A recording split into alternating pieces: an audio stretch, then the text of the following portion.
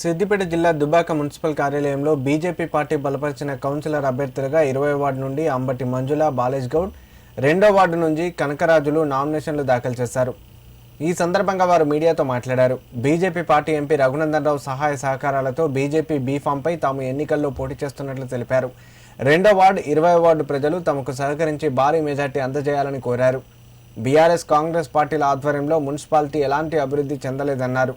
MP Raghunandan Rao కేంద్ర ప్రభుత్వం నిధులతో తాము వార్డు కౌన్సిలర్లుగా గెలవగానే వార్డును అన్ని రకాలుగా అభివృద్ధి చేస్తామని తెలియజేశారు. ఈసారి అవకాశం ఇచ్చి తమను భారీ మెజారిటీతో వార్డు ప్రజలు ఆశీర్వదించాలని కోరారు. 2వ వార్డు నేను కనకరాజును, గంభీర్పూర్ కనకరాజును. అలాగే ప్రజలందరూ 2వ వార్డు ప్రజలందరికీ నా యొక్క నమస్కారాలు. నన్ను మున్సిపల్కు పంపిస్తే వారి పనులన్నీ నేను దగ్గరుండి పనిచేస్తానని వారికి నేను ధన్యవాదాలు తెలియజేసుకుంటున్నాను. ఈ ఒక్కసారి నాకు అవకాశం ఇవ్వాలని 2వ వార్డు ప్రజలందరికీ విజ్ఞప్తి చేస్తున్నాను. అలాగే ఏ పనులైనా కానీ ఖచ్చితంగా వాళ్ళు పిలవగానే ఇంటి దగ్గరికి పోయి పనిచేసే బాధ్యత తీసుకొని నేను బాధ్యతంగా ఉంటానని భారతీయ జనతా పార్టీ తరఫున ఖచ్చితంగా నేను ఈసారి 2వ వార్డులో జెండా ఎగిరేయాలని కోరుకుంటున్నా.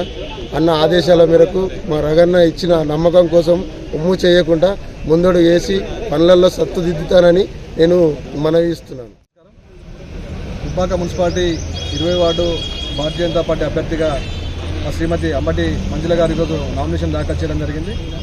దుబ్బాక 20వ వార్డు అభివృద్ధి లక్ష్యంగా మరియు దుబ్బాక మున్సిపాలిటీ అభివృద్ధి లక్ష్యంగా ఈరోజు భారతీయ జనతా పార్టీ అభ్యర్థులందరం కూడా నామినేషన్ దాఖలు చేయడం జరుగుతూ ఉంది. ముఖ్యంగా గౌరవ పార్లమెంట్ సభ్యులు రఘునందన్ రావు గారి నేతృత్వంలోనే ఈరోజు దుబ్బాక గతంలో అభివృద్ధి చెందింది. ఈరోజు మళ్ళీ మున్సిపాలిటీ పైన భారతీయ జనతా పార్టీ జెండా ఎగరేస్తే మాత్రమే గౌరవనీయులు రఘునందన్ రావు గారి నేతృత్వంలో మరియు ప్రధానమంత్రి నరేంద్ర మోడీ గారి నేతృత్వంలో అభివృద్ధి చెందారు. కాబట్టి ప్రజలంతా కూడా ఈరోజు భారతీయ జనతా పార్టీ వైపు మొగ్గు చూపుతా ఉన్నారు. భారతీయ జనతా పార్టీ పైన మరి ఖచ్చితంగా బీజేపీ జెండా ఎగరేసేందుకు మరి ప్రజలంతా సిద్ధంగా ఉన్నారని చెప్పి ఈ సందర్భంగా తెలియజేస్తా ఉన్నాం.